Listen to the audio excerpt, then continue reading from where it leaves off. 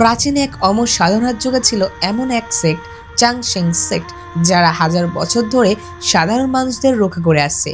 তাদের নতুন প্রজন্মের দুই সেরা শিষ্য লি শিয়াওশিং এবং গো ইউন ছেন এক মার্শাল আর্ট প্রতিযোগিতার মুখোমুখি হয়, কিন্তু প্রতিনিধিত্ব থেকে জন্ম নেয় এক অদ্ভুত সম্পর্ক। তারা বিবাহ বন্ধনে আবদ্ধ হয়, আর বিয়ের রাতেই তাদের শক্তির সংঘর্ষ খুলে দেয় এমন এক গোপন রহস্য যা পুরো জগৎকে বদলে দিতে পারে। যুদ্ধ, ভালোবাসা আর হাস্যকরের মিশ্রণে শুরু হয় এক অবিশ্বাস্য গল্প। আজ আমরা একটি অসাধারণ ড্রামা এক্সপ্লেন দেখতে চলেছি, যেটা 2025 সালে রিলিজ হয়েছে, খুব রিসেন্টলি মুক্তি পাওয়া একটি ড্রামা। তো চলো আর কথা না বাড়িয়ে ড্রামাটির গল্প শুরু করা যাক।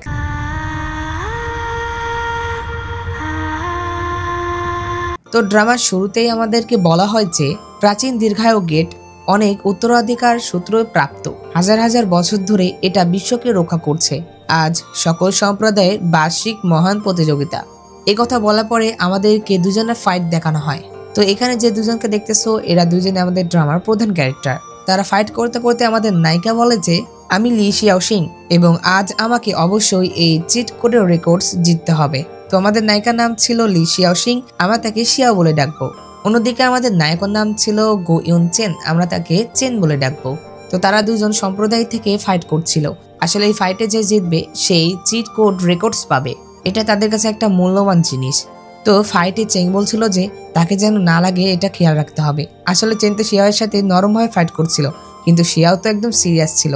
এক পর্যায়ে চেন যখন দেখে যে শিয়াও তাকে সিরিয়াস ভাবে আঘাত করছে, তখন সে তার দিকে কিছু পিন নিক্ষেপ করে, যেটাতে শিয়াও তার তলোয়ার সামনে ধরলে সেই পিনগুলো গিয়ে একটি ছেলের মাথায় গিয়ে লাগে।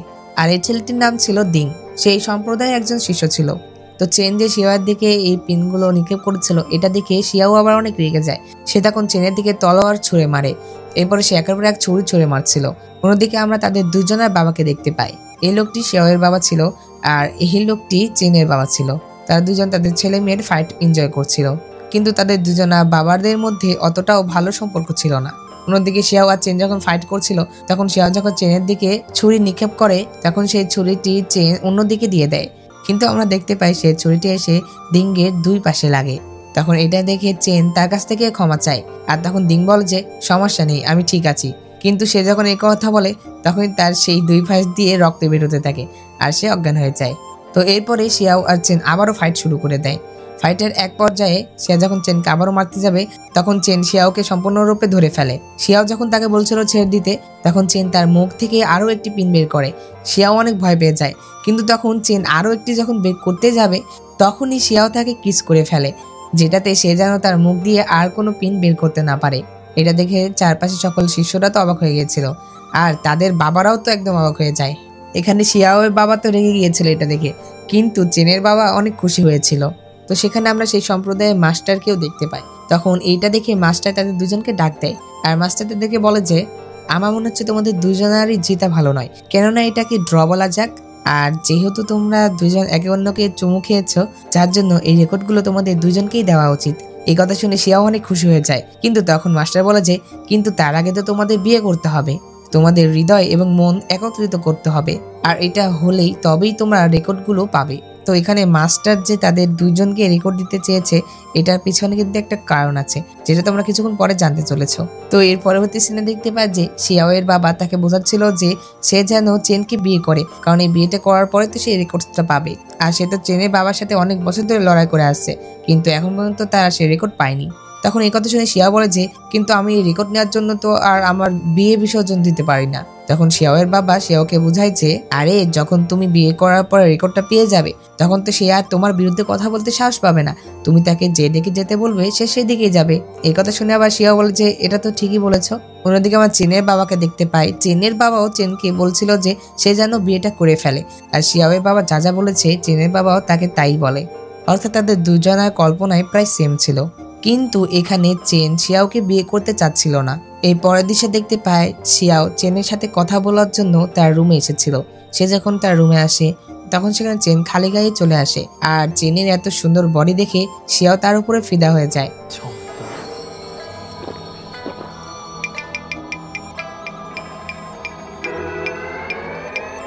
কিন্তু তখন সে নিজেকে সামলিয়ে চেনকে বলে যে তুমি আমাকে বিয়ে করো। সে যখন এই কথা বলে তখন সেখানে ডিং চিৎকার করে ওঠে, যেটাতে চেন তাড়াতাড়ি করে শিয়াওকে নিয়ে তার বেডে চলে যায় আর সে তাকে লেপের মধ্যে লুকিয়ে রাখে, যেটাতে ডিং যেন তাদের কিভাবে দেখতে না পায়। তো তখন ডিং চেনের সাথে কথা বলার চেষ্টা করে, কিন্তু চেন তাকে ভিতরে আসতে মানা করে। চেন পর্দা ধরেছিল, তখন ডিংয়ের এটা দেখে কিছুটা সন্দেহ হয়, যেটাতে সে সেখান থেকে চলে যাওয়ার নাম করে আবারও দৌড়ে চলে আসে আর সে পর্দা সরিয়ে দেখে যে সেখানে শিয়াও ছিল। এটা দেখে সে বলে যে সিনিয়র ভাই আমি কিছু দেখিনি। এই কথা বলে ডিং সেখান থেকে চলে যায়। ডিং চলে গেলে শিয়াও আবার চেনকে বলে যে সে তাকে বিয়ে করতে চায়। এই কথা শুনে চেন বলেছে তুমি আমাকে আবার কবে থেকে এত পছন্দ করা শুরু করলে। এটা শুনে শিয়াও হাসতে থাকে আর সে বলে যে হ্যাঁ তুমি একটু বেশি ভাবছো, আমি তো শুধুমাত্র সেই রেকর্ডটা নেওয়ার জন্য তোমাকে বিয়ে করতে চাই। তুমি কি মনে করো আমি তোমাকে সত্যি বিয়ে করতে চাই? আমি সেই রেকর্ডগুলো নিয়ে অনেক শক্তিশালী হয়ে যাব এবং পুরো বিশ্বের সকল জীবকে রক্ষা করব।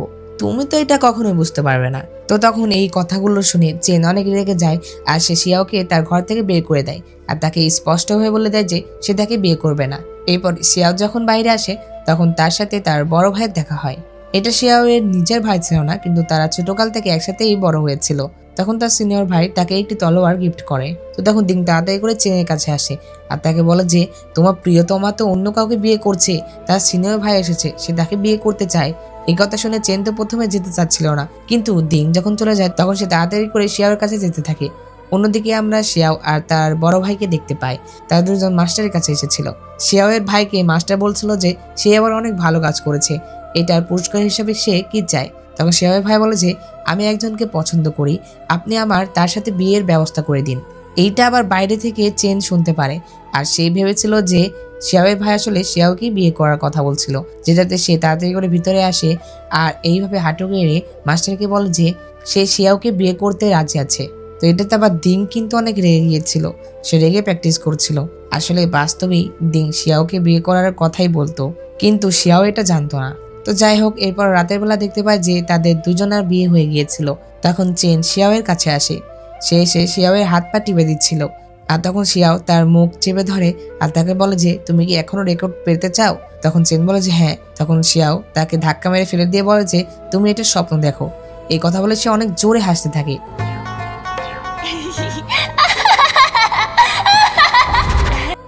তো তখন আমরা দেখতে পাই এটা আসলে শিয়াওয়ের স্বপ্ন ছিল, অর্থাৎ হ্যাঁ বিয়ে কিন্তু ঠিকই হয়েছে, কিন্তু এই যে চেনের সাথে তার যে ঘটনাটা ঘটেছে এটা তার একটা কল্পনা ছিল। তো যাই হোক, সে যখন এই কল্পনা করে তখন সেখানে চেন চলে আসে। আমরা দেখতে পাই চেন যখন আসে তখন শিয়াও তার অনেক খাতিরদারি করতে থাকে, অর্থাৎ শিয়াও যেমনটা কল্পনা করেছে তার উল্টোটা হচ্ছে। তখন শিয়াও চেনকে চা দেয় আর তাকে দেখে বলে যে তোমাকে অনেক সুন্দর লাগছে, আমি তোমাকে অনেক অনেক পছন্দ করি। এই কথা বলার সাথে সাথে আমরা দেখতে পাই এটাও একটা কল্পনা ছিল।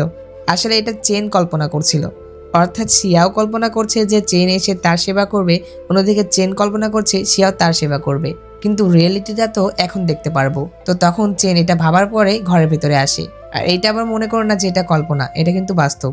চেন ভিতরে আসার সাথে সাথেই শিয়াও তাকে বলে যে যেহেতু এখন আমরা বিবাহিত তাই এখন আমাদের 3টা নিয়ম বানাতে হবে।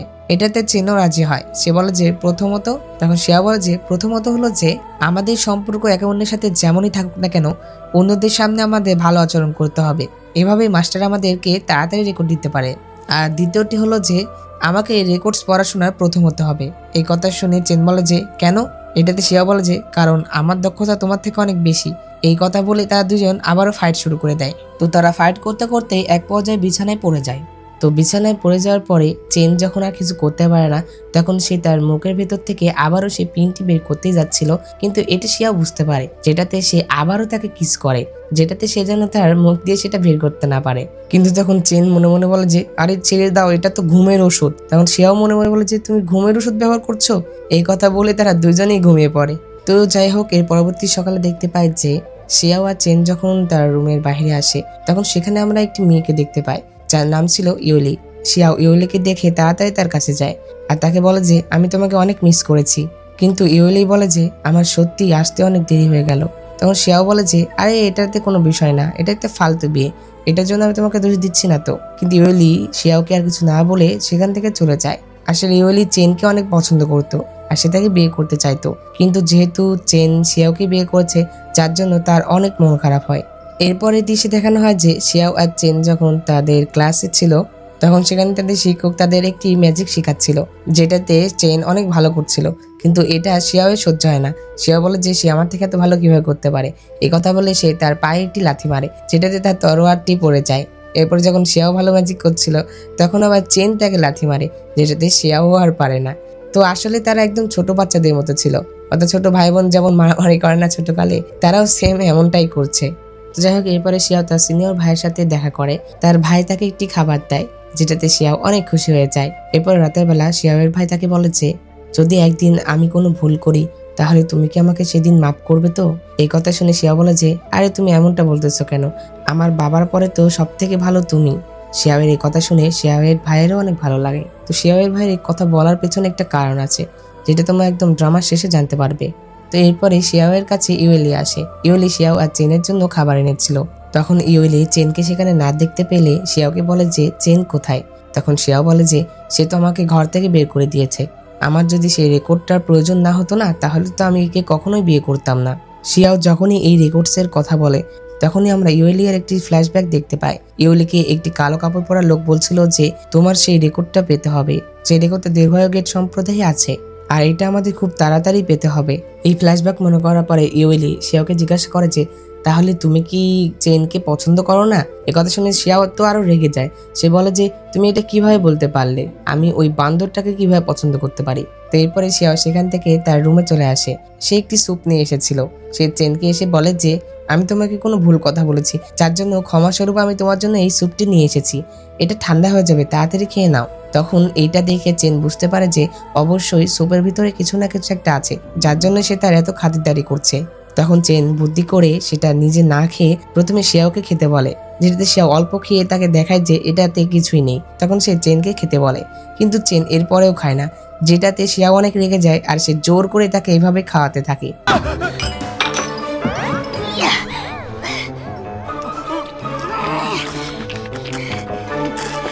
তো সেই স্যুপটি খাওয়ার পরে চেনের পেট নষ্ট হয়ে যায়, যেটাতে সে টয়লেটে চলে যায়। অন্যদিকে শিয়াও তো অল্প পরিমাণে খাওয়ার পরেও তারও পেটের সমস্যা হয়ে যায়। তখন তারা দুজনে অসুস্থ হয়ে পড়ে, আর তাদের রুমের বাইরে আবার তাদের দুজনের বাবা আসে। শিয়াও ঘরের ভেতর থেকে বলছিল যে আমাকে ছেড়ে দাও, আমি আর এটা ধরে রাখতে পারছি না। এরকম আরো অনেক কথা বলছিল, যেগুলো শুনে চেনের বাবা বলে যে আমার মনে হচ্ছে আমার ছেলে আমাকে খুব তাড়াতাড়ি একটা নাতি উপহার দিবে। এটা বলে তারা হাসতে থাকে। তো যাই হোক, এরপরের দৃশ্য দেখতে পাই যে শিয়াও আর চেন তার মাস্টারের কাছে চলে আসে, আর তারা একে অন্যের সাথে অনেক ভালোভাবে করছিল। অর্থাৎ তারা মাস্টারকে বোঝাচ্ছিল যে তারা একে অন্যকে অনেক ভালোবাসে, যেটাতে মাস্টার তাদের দেখে বলে যে মনে হচ্ছে তোমরা একে অন্যকে অনেক ভালোভাবে জেনে ফেলেছো, তাই এখন আমি তোমাদেরকে রেকর্ড দেওয়ার সিদ্ধান্ত নিয়েছি। এই কথা বলে মাস্টার তাদেরকে রেকর্ডসের বই দেয়। রেকর্ডসটি দেওয়ার পরে মাস্টার বলে যে তোমাদের একে অন্যকে বিশ্বাস করতে হবে এবং দুজনের একসাথে এটা প্র্যাকটিস করতে হবে, একে অন্যের উপর নির্ভর করতে হবে। কিন্তু আমরা দেখতে পাই মাস্টারের কথা তো তারা শুনছিলই না। মাস্টার তাদের রেকর্ড দেওয়ার সাথে সাথে তার দুজন নিচে মারামারি করছিল সেই রেকর্ডটা নেওয়ার জন্য। এরপরে চেন সেই রেকর্ডটি নিয়ে তার রুমে এসে পৌঁছিল, যেটা আবার শিয়াও দেখতে পায়। এটা দেখে শিয়াও তাকে বলে যে আমি তোমাকে মানা করছি যে তুমি এটা আগে পড়বে না, আমি প্রথমে অনুশীলন করব। এই কথা বলে সে যখন চেনের কাছ থেকে বইটি চায়, তখন চেন সেই বইটি তার জামার ভিতরে ঢুকিয়ে দেয়, যেটাতে শিয়াও তার কাঁধের উপরে ওঠে আর তার জামার ভিতর থেকে সেই বইটা বের করার চেষ্টা করে। এক পর্যায়ে সে সেই রেকর্ডটি পেয়ে যায় আর সেটা প্র্যাকটিস করতে চলে যায়।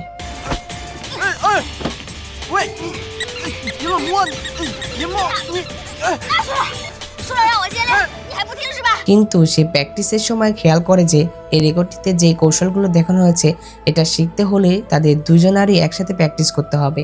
এর জন্যই তো মাস্টার তাদেরকে বলেছিল যে তোমাদের দুজনের একসাথে প্র্যাকটিস করতে হবে। তো এরপরে শিয়াও যখন সেখান থেকে চলে আসছিল, তখন তার সাথে ইউয়েলিয়ের দেখা হয়। ইউয়েলিয়ে শিয়াওকে দেখে বলে যে মাস্টার তোমাকে কখন রেকর্ড দেওয়ার কথা বলেছে।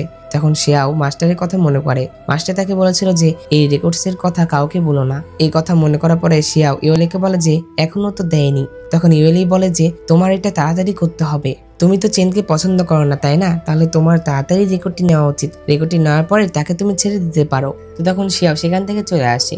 সে চেনের কাছে এসে তাকে মানাতে থাকে, সে তার সেবা করতে থাকে। সে তাকে স্যুপ এনে দেয়, তার ওষুধ তৈরি করে দেয়, কিন্তু চেন তার সাথে প্র্যাকটিস করবে না বলেছিল। যার জন্য শিয়াও চেনের সব কথা শুনছিল। তো শিয়াও যখন চেনের জন্য ভেষজ তৈরি করছিল তখন সেখানে দিং চলে আসে। দিং এসে চেনকে কিছু বলতে যাবে তখন সেখানে থাকা আগুন দিং এর কাপড়ে লেগে যায়। এটা থেকে শিয়াও বলে যে আমি জানি কি করতে হবে।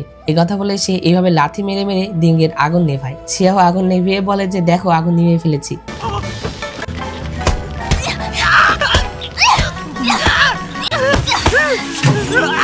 তখন চেন এটা দেখে বলে যে আগুন নিভে যায়নি, তার এটা পুড়ে গেছে। আচ্ছা যাই হোক, তো এরপরে চেন আত্মহত্যার অভিনয় করতে থাকে, সে গলায় দড়ি দেওয়ার অভিনয় করছিল। তো যাই হোক এই পার্টটি এখানে শেষ হয়ে যায়। তো বন্ধুরা ড্রামাটি তোমাদের কাছে কেমন লেগেছে আর এর পরবর্তী পার্ট চাও কিনা সেটা অবশ্যই কমেন্টে জানিয়ে দাও। ভিডিওটি ভালো লেগে থাকলে অবশ্যই লাইক করে দাও আর আমার চ্যানেলে নতুন হয়ে থাকলে চ্যানেলটি সাবস্ক্রাইব করে পাশে থাকা বেল বাটনটি অলে ক্লিক করে দাও যাতে পরবর্তী ভিডিও নোটিফিকেশন সবার আগে তোমার কাছে পৌঁছে যায়। তো দেখা হচ্ছে পরবর্তী এক্সপ্লেনে। সে পর্যন্ত আল্লাহ তাআলা তোমাদের ভালো রাখুক, সুস্থ রাখুক এই কামনা করে আজকের ভিডিও এখানে শেষ করছি। আল্লাহ হাফেজ।